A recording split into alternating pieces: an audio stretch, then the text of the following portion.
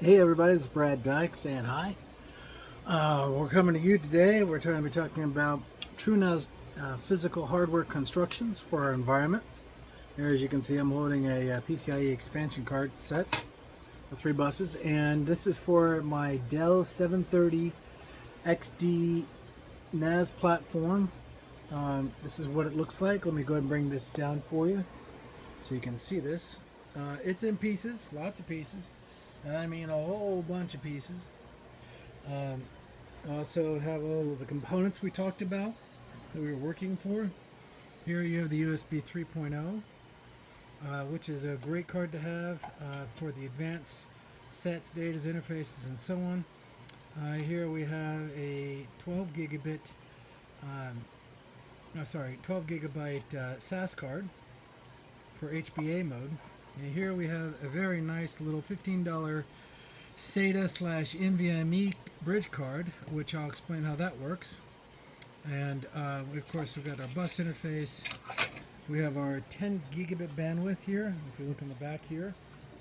And we're prepping for TrueNAS deployment. And I'm not going to go over the TrueNAS installation process because all of you people out there who this video would pertain to already know that. And of course, here is my 12 gigabyte onboard RAID controller, and here is the point of why I'm bringing this all up. Now, all of you newbies out there who don't, I'm not saying you're not talented, you're not technically capable and all of that, but you're kind of hooked on the new verbiage for the old thing that we call storage resourcing. To me, it all merges into one standard based on a technology that was introduced a long time ago to everyone, known as RAID, redundant array of inexpensive disks. RAID. It's a nomenclature and a standard, and there are protocols built to that. Over the time, as we had what we call physical controllers, and that looks like this.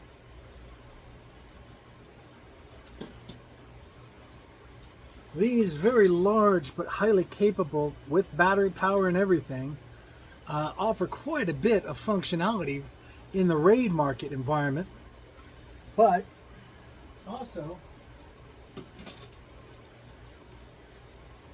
you can have HBA cards like this internal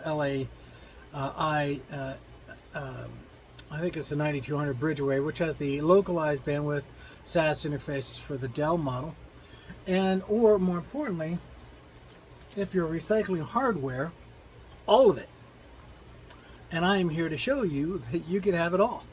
RAID, HBA, you name it, we can do it. It's easy. It's just, some people try to make it like it's not, but in reality it is very easy.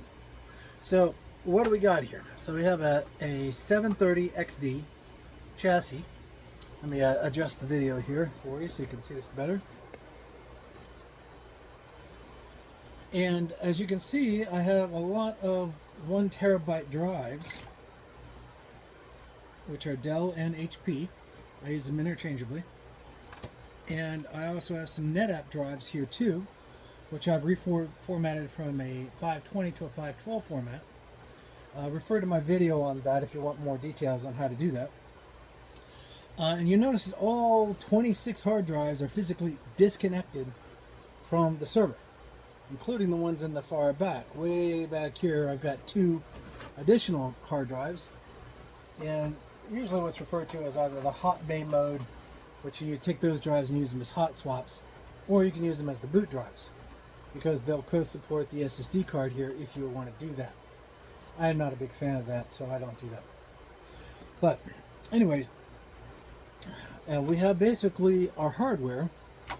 We have a high-speed 10 gigabit dual, so that means you could do aggregate 10 gigabit BGP, which is pretty powerful stuff. That's full duplexing, 10 gigabit, or you can do a single 10 gig and run like a normal fiber optic pair, or 10 gig copper, and you get pretty decent responses from that.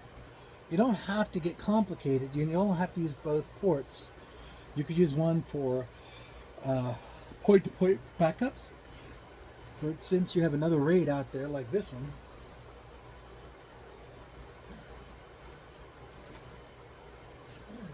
Sorry, it's kind of heavy. But as you can see, this one, which I've already done videos on, and it has, you know, storage capacity, I think 14 terabytes on board. And I'm using it as a sand mule.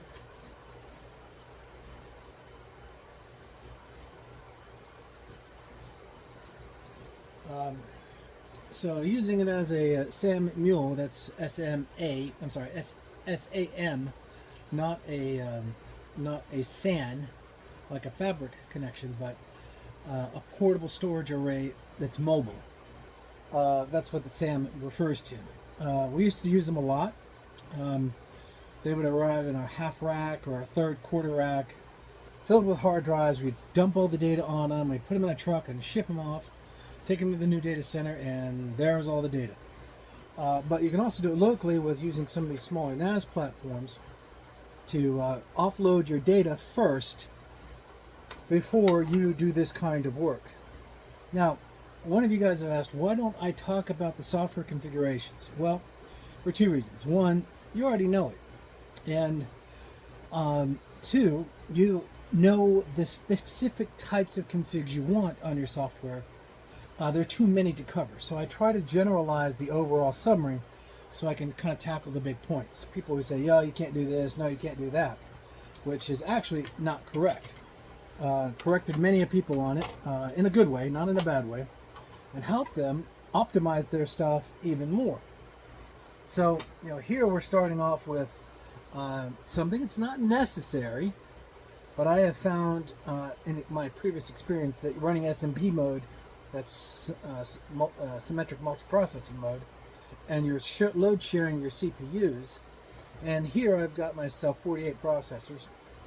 If I want to use TrueNAS, which I don't normally for a VM engine, but if I did, I might create a binds server or a couple of other things like that, which would co-support the storage protocols, but they're local, so that would help. But most of the time I don't do that. I basically have roughly 80 some odd gigs per processor, or 160 gigs total of RAM on board, which is sufficiently far more than I need for the kind of caching loads I'm doing, plus with the extra bandwidth, plus the extra speed on the combination of SATA, SSD, and NVMe. It's a little overkill, but I've always found that why not? What the heck? You know, this is an old machine, but it's freaking powerful. So with that being said, what do I need to do to make my 730 or my 7910, which by the way, a 7910 is just a workstation version of the 730. And I have one of those over here as the media and AI engine. Very nice machine, very powerful, not quite as flexible as an XD. But with that being said, the very first thing you want to do is, how can I get this thing to boot on non-spinning disk? Well, the 730 is not too nice about NVMe and the state that the BIOS has to be placed into to detect it in an effective UFID style, or not BIOS style, BIOS style boot process. It is predicated on the state of the environment, and the BIOS on these motherboards is just slightly short of, you know, true NVMe support. That doesn't mean you can't have it. It just means you have to do it in a certain way. So here I have a simple $15 Newegg SATA bridge and NVMe card, which basically means that it has a SATA card on the top here, and it goes through the SATA cable. So if I remove the SATA cable, it's very small in form factor. Now you can't see this, but what it looks like basically is, let's see if I can get you one of these. Look here. Where'd it go? Just had one here. Well, here we'll look at it. We'll look at it this way. Here is one without the heatsink on board. It's a small locationable style card that goes into slot, and it's a SATA style bridging. Now you can take NVMe and run it through a SATA bridger like you just saw, and it will work. It's just not going to give you the returns on NVMe as you would expect, but you can get the capacity. That's good. So here I have a 512 SATA localized SSD drive, and then I have a 1 terabyte NVMe drive. Now, Once you can get past the boot cycle, you can then see NVMe, not before. So this is what I'm using, and it works. I've done it before. I'm going to put it here on my CPU 2 bus and get that in place. Okay, and as you can see, I've got the card in place, and I'm also going to put a USB 3.10 controller as well, and that's to provide functional USB 3.0 advanced features and functions. If I want to plug in one of my 3.0 USB disk arrays, I can, just to give me a little injection of extra space. And as you can see, the interface is done. All the components are secured. Now what I want to do before I put this in, just to make it easier, is I'm going to put the SATA bridge card in for the SATA cable, and I'm going to go ahead and kind of prep it through the little slot. So now I've got myself everything ready, and now I'm going to put this on the motherboard.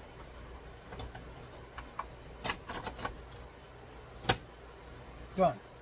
Now I'm going to take this guy, I'm going to plug it into the blue the blue SATA connector. It's the one you want to use. There is a white one, but that's a step down, and that's not what you want to use. Use the blue one. Then what you want to do next is understand this is a RAID array platform that could be type class into an HBA platform, or you can add an HBA. Hence, hello, this is an HBA. Host bus adapter, very simplistic design, very fast design. It's a Dell card, so it's highly compatible. And I'm going to put this guy in here. Now this is for the external storage array, which I'll get into later. And this is a very important detail to understand.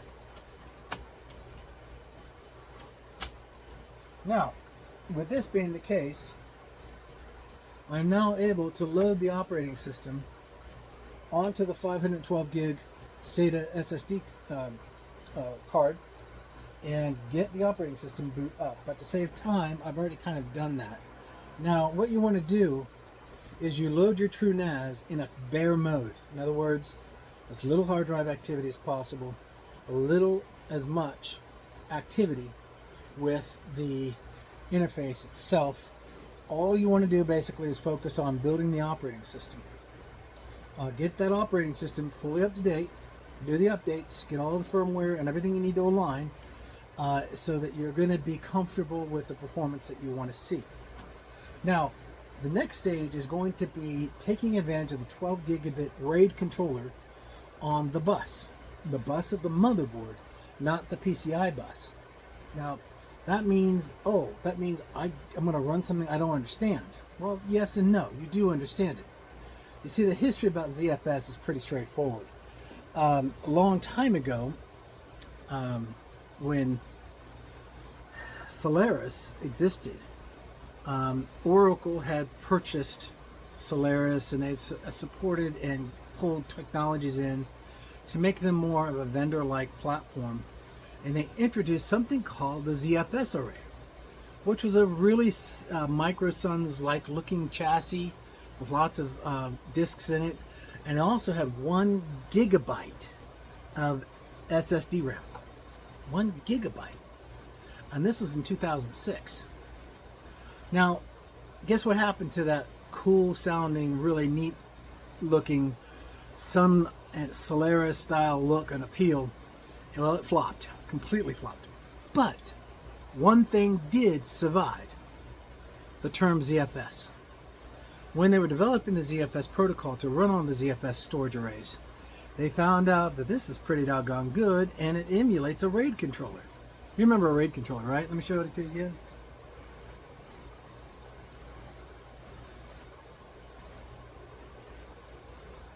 And to have software replace this, not bad. Now, it kind of took a turn to the simplistic format, because when ZFS was introduced, they also introduced the nature of HBA, or host bus adapting individual device drives. In other words, they were just treated like SATA disks were treated way back in the day. As long as you had SATA controllers and cables, you could continue to hook up disks.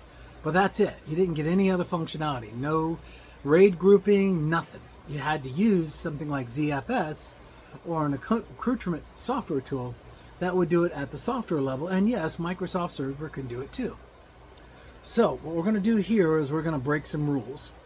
And you're going to have a very nice performing platform that takes advantage of the hardware RAID environment for the tiered capacity. And then for the ultra tier capacity, I'll use HBA technology to bring on another disk array of SSD disks that will do nothing but SSD storage. So let me show you how that looks, okay? Now, the first thing you have to do is, if you've never done this before, you have to understand that when you build TrueNAS and you have all your disks and everything on board, it can give you some complication. But in this case, I'm using these disks in a RAID controller. So what I've done is I've taken one SSD drive and I'm using it for flash caching. That's the first thing I'm doing. Now, a Dell RAID controller can allow you to do that, but it has to be SSD. You can't use spinning disks. It just doesn't work. Now, then what you do is this onboard caching is for the RAID controller only, not for your operating system. There's another option to that. I'll explain that later. Now, at that point in stage, you're going to build your first disk out, which is this one right here, the SSD disk, in the RAID group as a standalone flash drive used for cache flashing. Now, it is basically high-speed memory that captures for the RAID controller data that's going to eventually make it on the disks that are spinning. But it does greatly improve the speed of the transfer rates. Then what I'm going to do is I'm going to put my first set of disks, which I have actually broken apart from the rest of the disks. And that's these guys right here. That's 9 disks to give me a 6 gig NFS store. And I use that for Proxmox, clusters, and so on. I also have them isolated on a single channel within the RAID controller. So I'm going to get maximum return on those disks. Then what I have next is a large number of disks in the back and in the front, which will act as the secondary repository drive.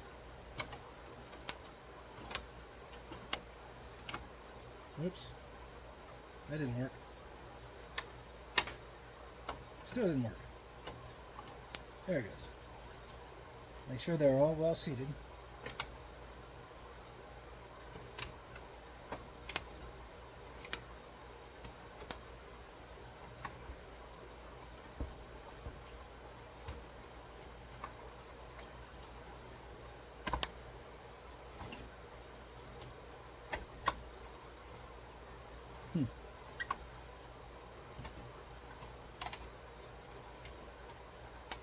Okay, so we've got all the disks in the front in place, and I'm going to be building RAID groups for each of these. And don't forget the 2 in the far back, way back here in the back, and I'll show you what I'm talking about. You have them right here, and they also need to go into the bays because they're going to act as my hot swaps. I have an independent hot swap and I have a dedicated hot swap. The independent will support 2 out of the 3 groups, but the dedicated will only support the large disk array, which is the bulk of the disks here. And all of this is on a RAID controller on this system. So I want to make sure everything is in place, and I'm going to go ahead and close this up, and we're going to power it up. Stand by. Okay, so now we've got the power in, and we've got her all closed up, and everything's in good shape, and we're going to go ahead and bring her up.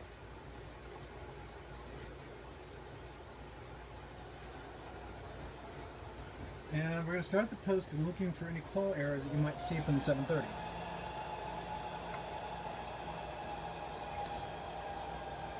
Call errors, bus errors, cabling errors, anything on the 730 that's not right, that's going to come up. It's going to come up pretty clearly, pretty quickly.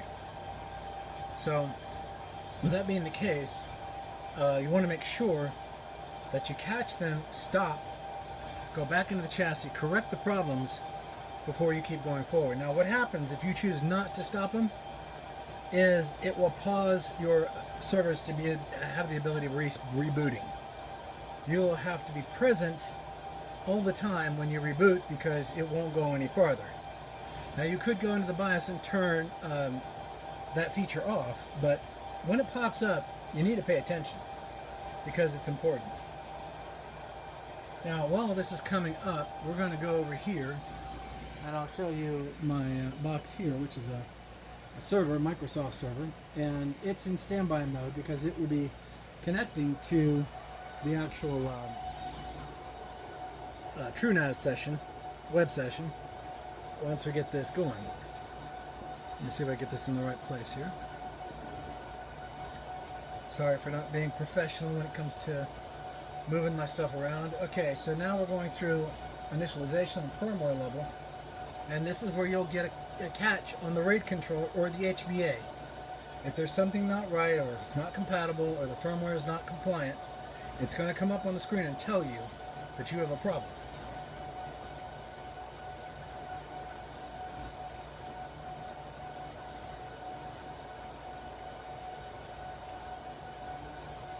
Alright, it's clearing it now.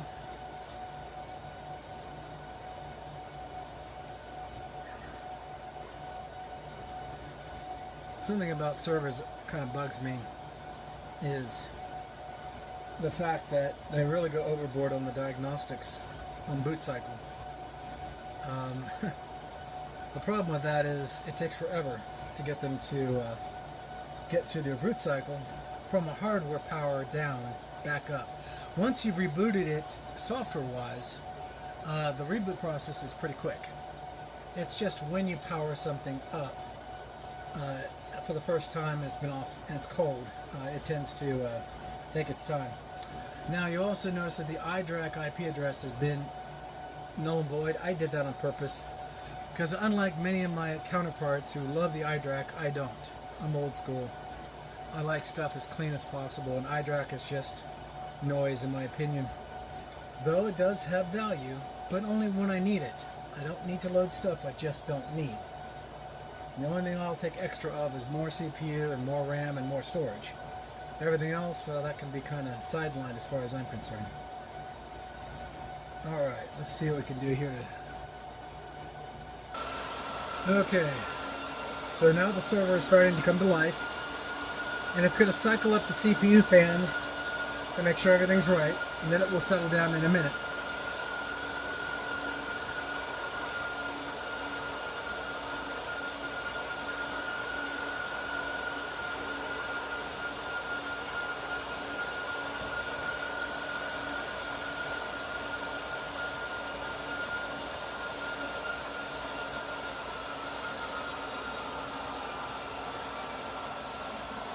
Now I have a total of 26 hard drives here, so this will slow down the boot process to a degree.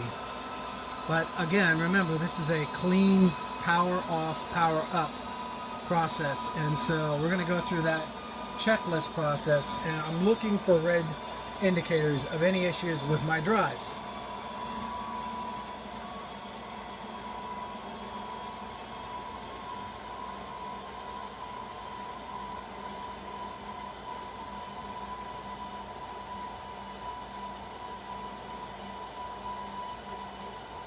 So we're going to go ahead and let it keep going and crunching through this.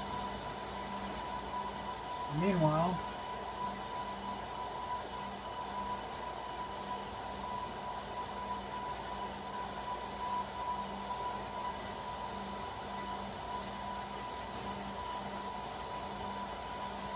yeah, they're coming up. I'm seeing all of the disks. 1 terabyte, 1 terabyte. There's my 488 gig drive. Yep, they're posting.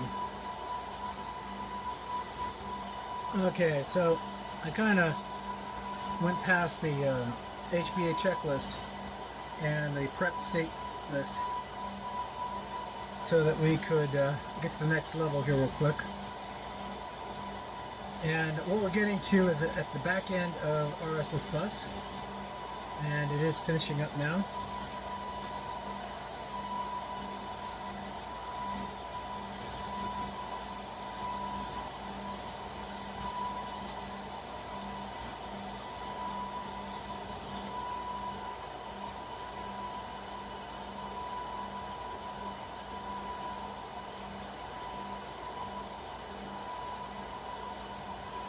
Okay, so now we're going to switch over to here. And here you will see the Windows environment, and that's the NAS server right there. And we're going to go ahead and let it come up. And what I'm going to look here to make sure I understand that I've done RAID opposed to doing HBA is I will go to storage, and I will go down to, and let me bring this in a little closer for you.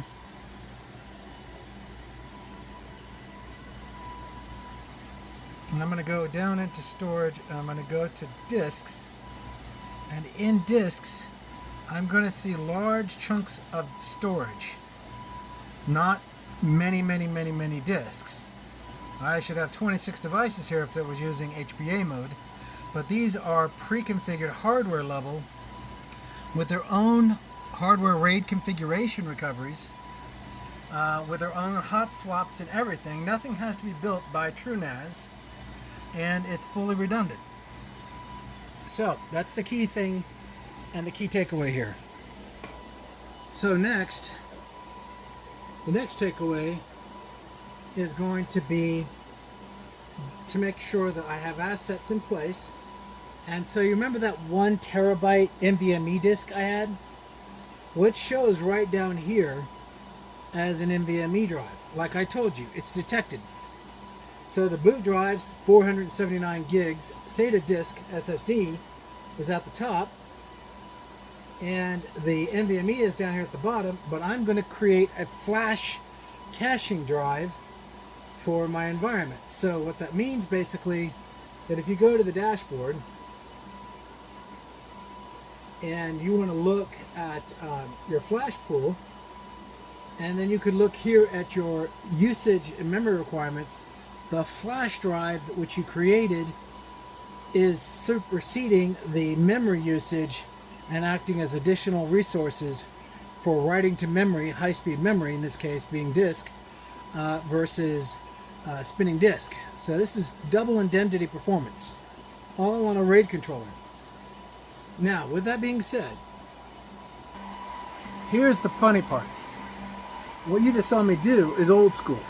I used a RAID controller. I built RAID groups at the BIOS level, having nothing to do with the operating system. But now I want to use ZFS on top of all of this. How can I do that? How is it possible? Aren't these devices going to conflict with each other? No, they won't, because the internal busing of RAID controllers is localized to the RAID controller itself with its own functional BIOS. HBA cards are principalized on the operating system that would take advantage of the functional devices it identifies as operational using DMS, Disk Management System. So, what I'm going to show you now is how I'm going to build that model out so you can see it. Now here is what we call a classic EMC Dell disk array caddy.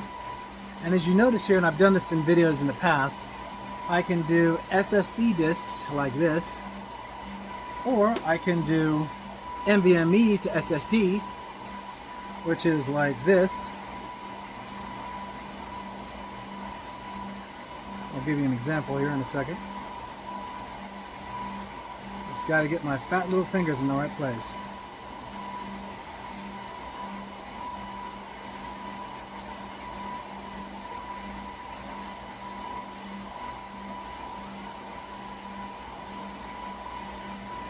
Would help if I have it in the right direction.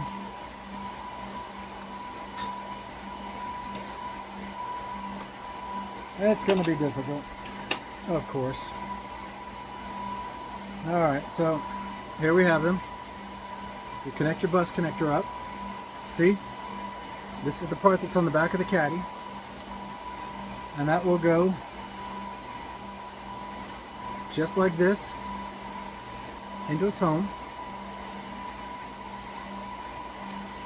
And like I said, I've done this 100 times in other videos. But that's right, you're looking at NVMe right there running on a 2.5 inch drive busing. But in this case, we're not going to do that. This is why I like these caddies the best, because of their flexibility. What we're going to do instead is we're going to do 2.5-inch format. So I'm going to put it on the 2.5-inch format, and I'm going to go ahead and put it into the caddy set. There it is. And it's going to go into this device. Let me show you. So what you're looking at here is an EMC. This is the latter part of EMC's transition to Dell. This disk array is a very small format. And what I mean by small format, you look at how big this is versus its NetApp counterpart, which is much bigger. Much bigger. But, like I said, I'm going to have this put in place in a clean format. These all are disks, all SSD disks. And I've got them set. There's 24 of them. And they're going to go on this chassis into that HBA port right there, independent of the RAID controller. So that's the secret sauce we're trying to accomplish here. Now, this disk array cost me $100. And my NetApp cost me about $100 too. So I do like my NetApp too, by the way. But to make sure that everything's aligning correctly, I want to make sure this is in the right place, and I'm going to populate the bay. And I'm going to rotate this around and show you guys what it looks like from the back.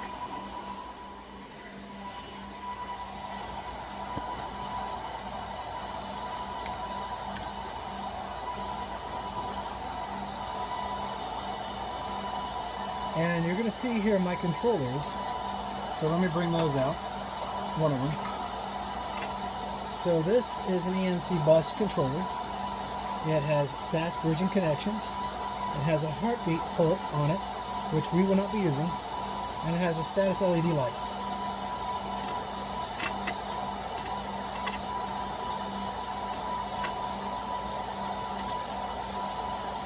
And it's such a pain in the butt to get back in there.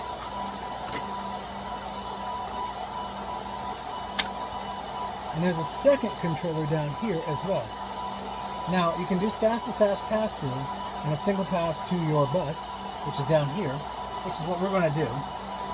Or you can do a pass into one channel and a secondary pass into the alternate channel, and then do a roundabout here on these two with a bridge cable. And a bridge cable looks like this.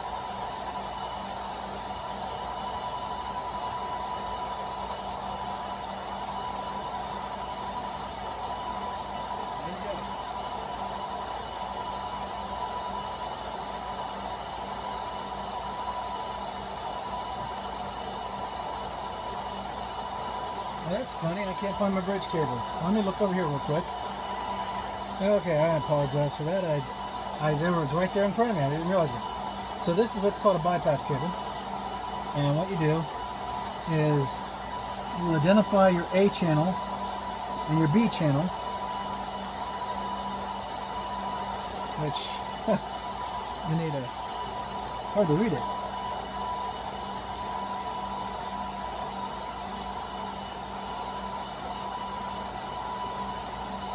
Yeah, okay. Alright, so anyways, I'm going to go ahead and I'm going to place in my first path. Oh, come on. It's fighting me.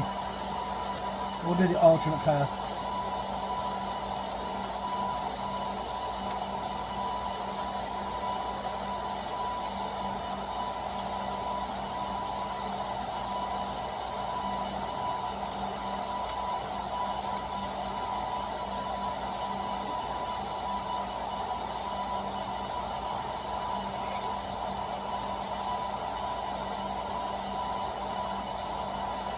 Okay, so what I want to do, for some reason, it's really fighting me.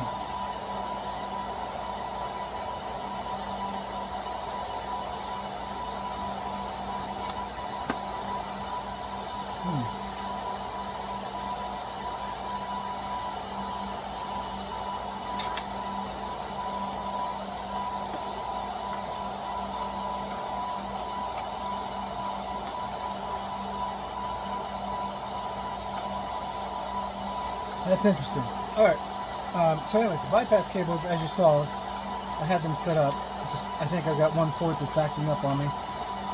And this will basically path over from the top channel bus down to the bottom bus. And then you have a second cable which will go to your HBA.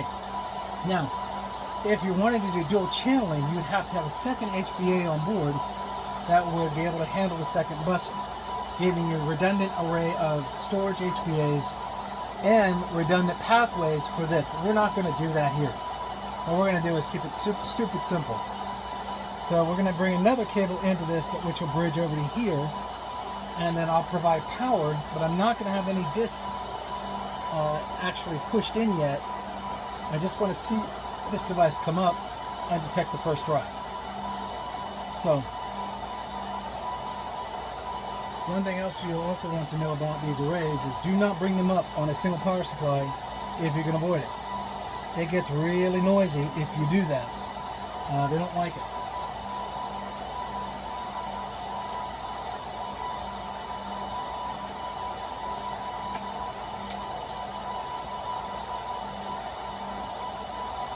Okay, so we're going to stage power.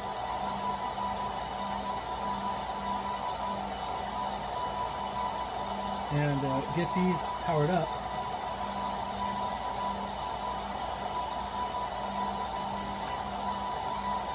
Now this particular model does not have a rocker switch, so when I plug that in, that unit is going to go live. And there it goes. It's starting to come up. And it's going to scream here in a second.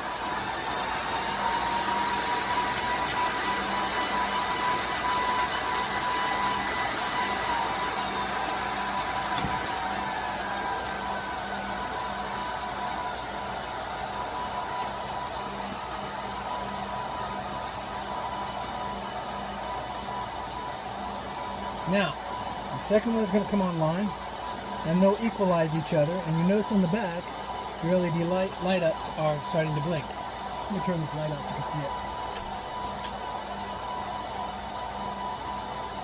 Yeah, you can see it now. So now, we have the placements, we have the power connections, we have the bridging connection, but we don't have an HBA cable going, a SAS cable going from up here down to here yet. So while that's prepping, and yes, ladies and gentlemen, this disk array is just like a server. It has to prepare itself to be operational. So we always turn the disk arrays on first before we power up the controllers, or in this case, the server. So let me grab the cable real quick.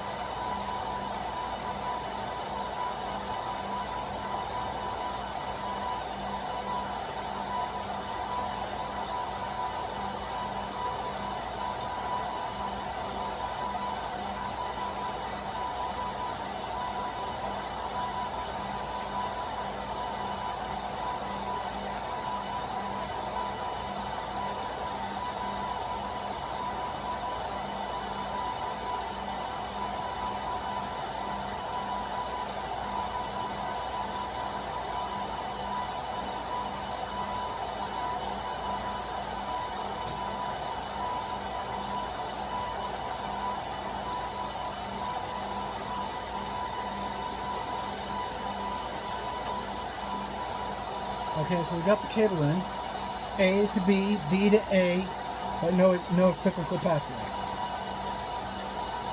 So now I'm going to plug this into the HBA.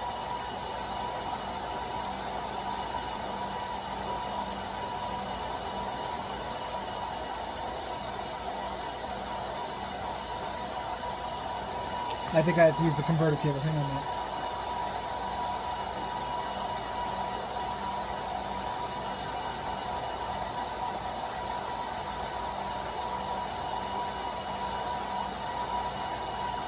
Now, if anyone's ever told you,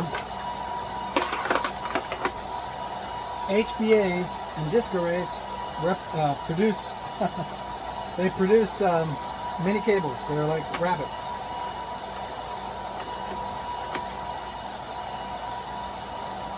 So what we're going to do here is we've got a mini SAS to a SAS, conversion here, and I just got to find the right cable.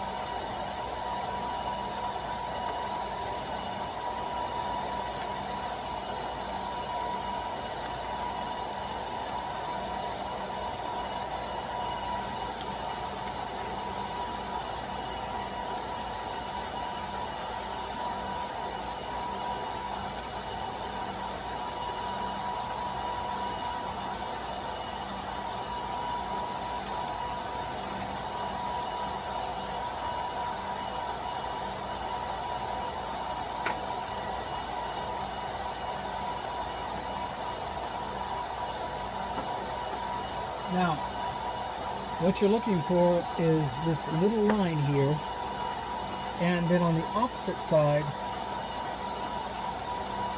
you'll see that there are two lines. So that's the key thing. The channel busing is different than the receive busing, and based on your HBA interface, will tell you if you're going to be able to make that connection setup. So, look at that real quick. Yeah.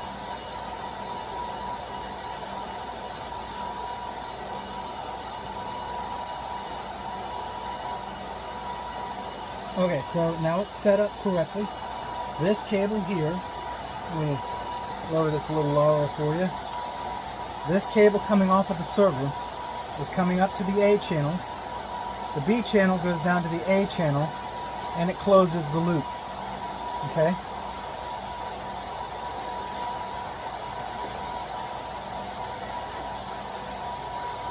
Now, I don't know if this is an autonomous HBA bridge or if this is a cycle bridge. A cycling plug and play HBA bridge. Let me look here real quick. Alright, so we're going to test the theory out here. We're going to put one drive in.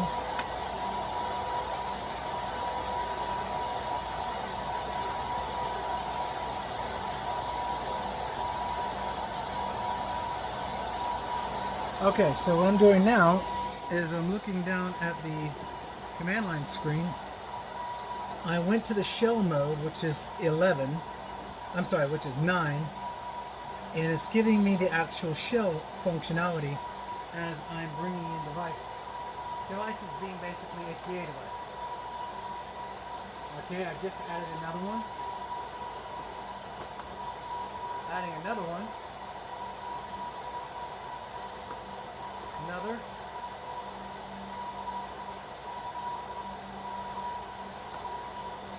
Another.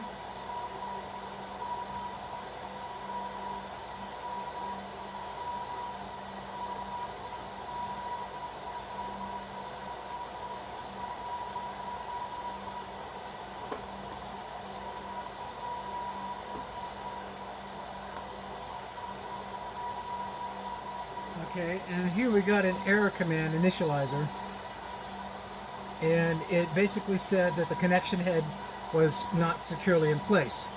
That's why I'm doing these one at a time for two principal reasons. The first reason is it so that they can properly identify in sequence from left to right by ID numbers. The second reason is because I want to make sure if I put in any drive, I can get a complete diagnostic state of the drive's function and capacity. Am I seeing errors and so on? So we're going to do a few more.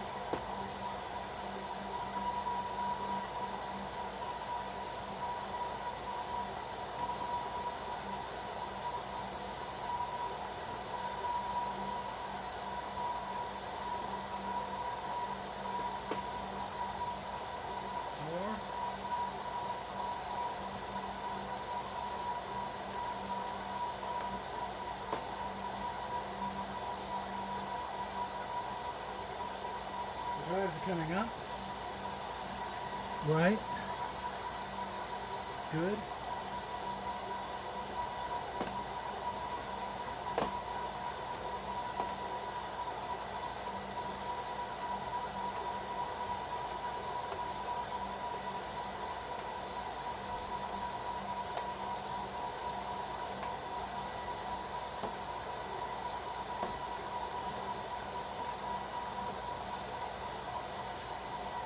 Okay, so once I get a good pace going, I can speed up the pushing of the drives in. But as you can see, there's drive 16, 17, 18, 19, 20, 21, 22, 23. Well, soon be 23 here in a second. And it should be 0 to 23. What does that look like on the chassis? Well, they're all fully mounted. I've got no reds or yellow indicators, but they have no activity on them yet. So we're going to have to address that next by formulating a... actually, let's move it over to here.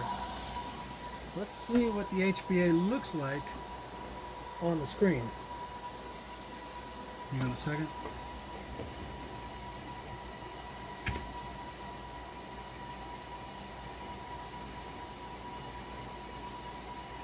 So, as it stands right now, the storage pool, which is right here, the quickest way to figure out how to take a look at this is just simply look at the disks. Now, if you guys remember, we only saw 6 disks at the beginning, and they were big, right? Huge. But now look, I have a lot of DA series drives that weren't there before.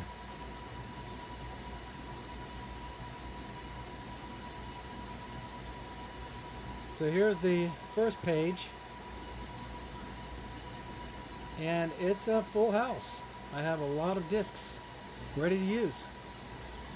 I also may have some drives I need to import, which I don't think is going to be a problem. But what I'm going to do now is I'm going to initiate a reboot, a soft reboot of the system to make sure that the disks come back again. So we'll flip over here to the console and watch it start the process.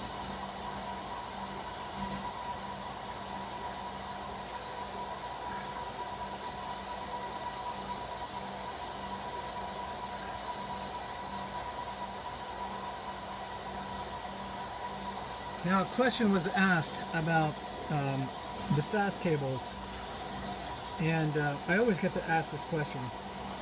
The reason why is because when you're looking at cables, like you see here, you know, this is a SAS Bridge 3 gigabit cabling set, and then you'll have others out there that will be slightly different, and they'll have more slides, or they might have what's called a gender changer. So this is a mini SAS to a SAS connection, and as you can see, there's quite a difference between them.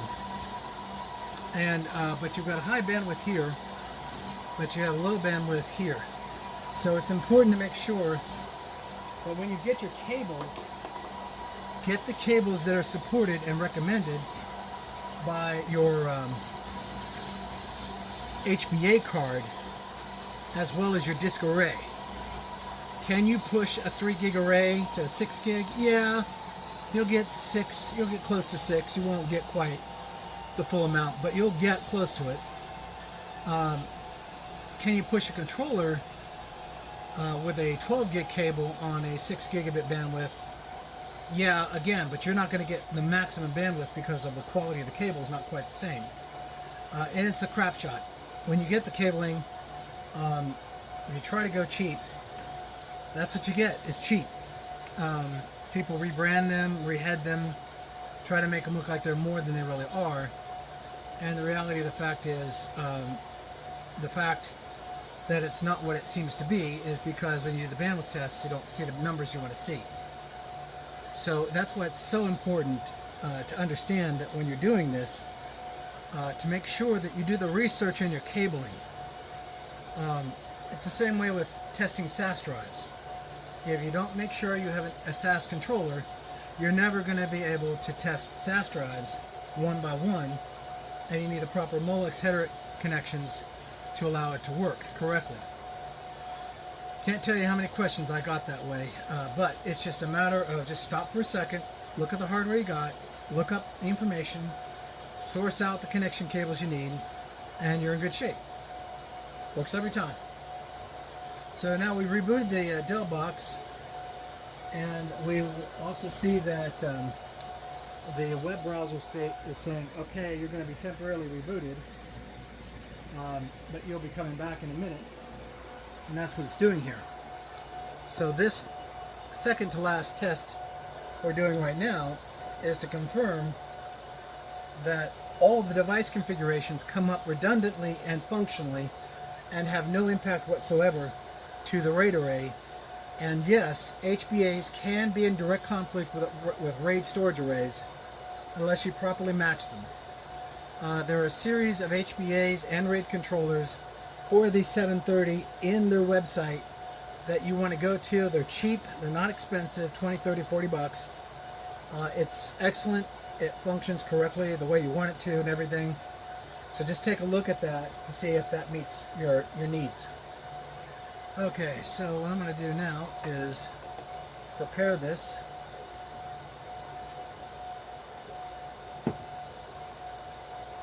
Alright, so we got that in place. Now, one other thing about the 730 I discovered is if you plug in a USB hub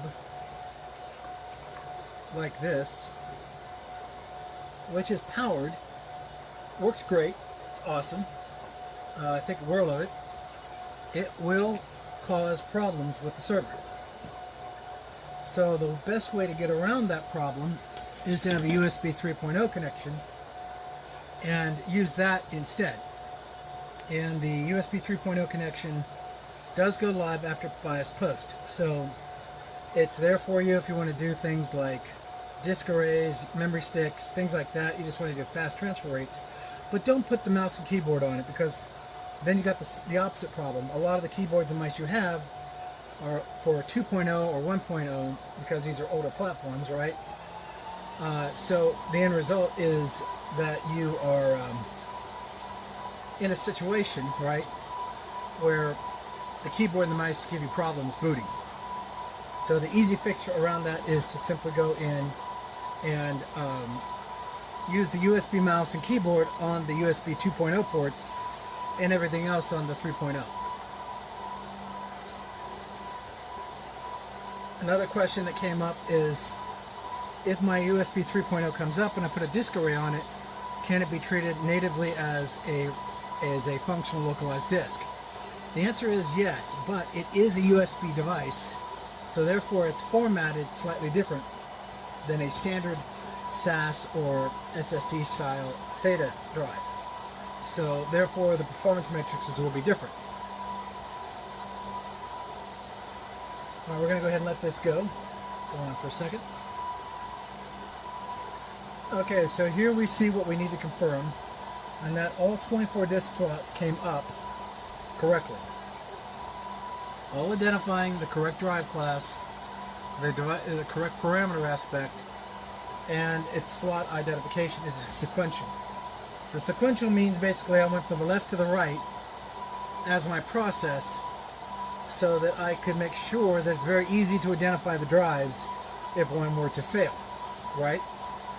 Very important detail. So the other bad news about SSD drives is when they die, they die. So there are only so many write cycles you get with them. So one way to avoid that problem is to do what I do, and I bring up my TrueNAS platform for a week or a month at a time, and it basically will stay up, and then I'll power it offline, both for security reasons, power reasons, and to make the SSD drives last as long as possible. Because SSD drives are not cheap, right? Definitely a lot more expensive than old enterprise, 10,000 and 15,000 RPM drives. But the key thing here is that we want to make sure everything comes up correctly. And we're going to go back over to the operating system here in a second because it's getting ready to flip over. And check to make sure that the same as what we see here is the same as what we see over there.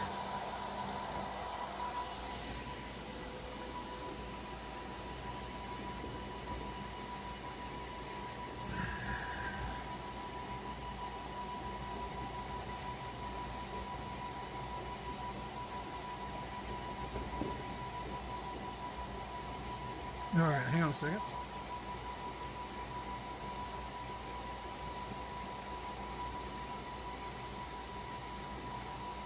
Okay, so now we're inside the environment. We show our CPUs, we show activity, we show our 160 gigs of RAM. Our flash is good to go.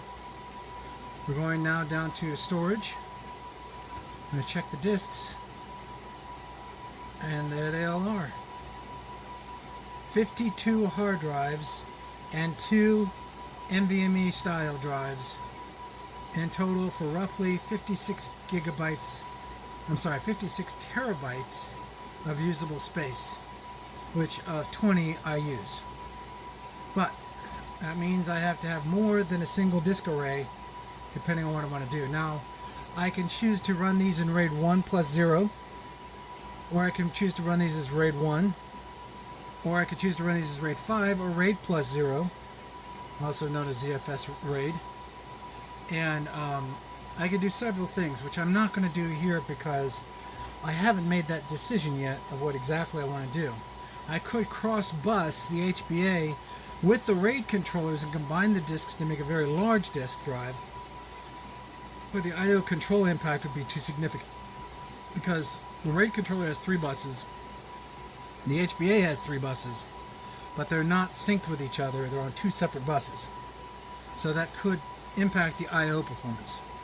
So what I'm going to do now is I'm just going to power the unit off. Yep, that's okay.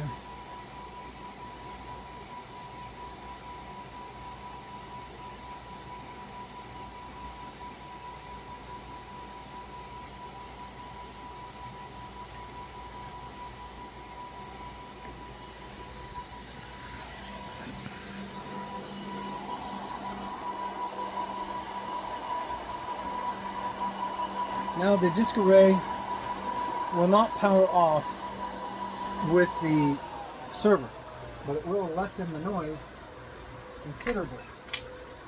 So, what you've seen is something a lot of those people out there think isn't possible, but you just saw it yourself. Absolutely possible. If you know how hardware works, and you know how software talks to hardware, chump change, not a difficult thing. Now, one thing you need to understand that when you're working with the HBA connection interface, you want to pull the power from both your PDUs on your disk array first. Because remember, that's a source of power. And it will travel through your cable, so you want to pull that cable out so that it's not generating any issues from the destination. So this is the bridge cable I use to connect the disk array from this guy to the lower chassis of the server, but it's not long enough. So I have to match this style configuration so that I can make the connection for below.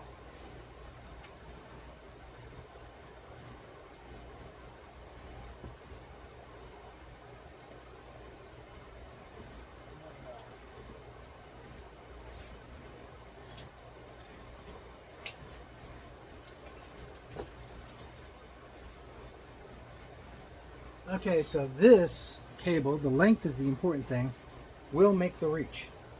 So I want to test that first by plugging it in and making sure that the connection is good.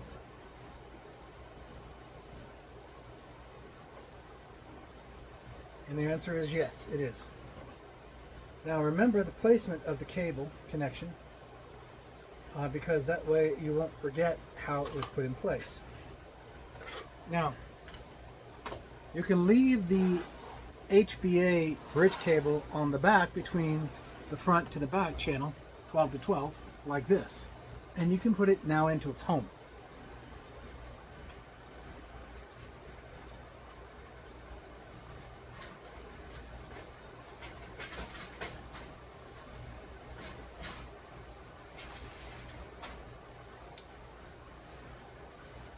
Okay, so you notice I didn't put the long tail SAS bridge cable in with it. That's because of a couple of reasons. The first part of it is that it tends to get damaged, and these aren't cheap cables. So make sure that you want to place it first before you get it to the point where you want to be able to hook it up the way you need. So now what I'm going to do, and I'm going to pause the video while I do this, is I'm going to put the DX 370 in to the slot over here and prepare it to be connected up so it's operational again. But this time it will transition over to the KVM network connection that we've got versus a direct console connect that you see now. This will take a minute. Hang on. Okay, so now we have it running. And as you can see here, it's beginning to post. So when you're placing your environment in, your expectation is going to be that you have a state of configuration to transplant, which we just did, to a state where we want to make sure everything comes up again correctly, which is what we're doing right now. Hang on a second. Okay, we've got it coming up. Now we'll look for the disk posts to make sure that everything comes up correctly. I'm not going to let you guys go through that again, so let me get through that real quick. Okay, so we are definitely confirming all the disks are present, as you can see there. So it's going to continue to boot. Now while it's continuing to boot, I'm going to bring up my backup TrueNAS platform right here, and I'm going to bring him online as well because he holds all the data that I need to push down on the actual brand new box I just built. So what I'm going to do here is I'm going to go ahead and give it power and network connectivity. Turn it here a little bit so we can get keyboard functionality connected up. In this case, actually, I think I need to use that card. Am I memory system correct? And I think I've got everything here ready, so let me turn this around. And I'm going to hook up a video connection. Where'd it go? Oh, here it is.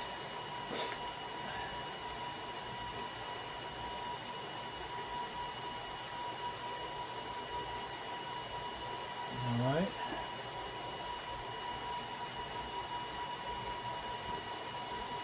Now we're going to give it power.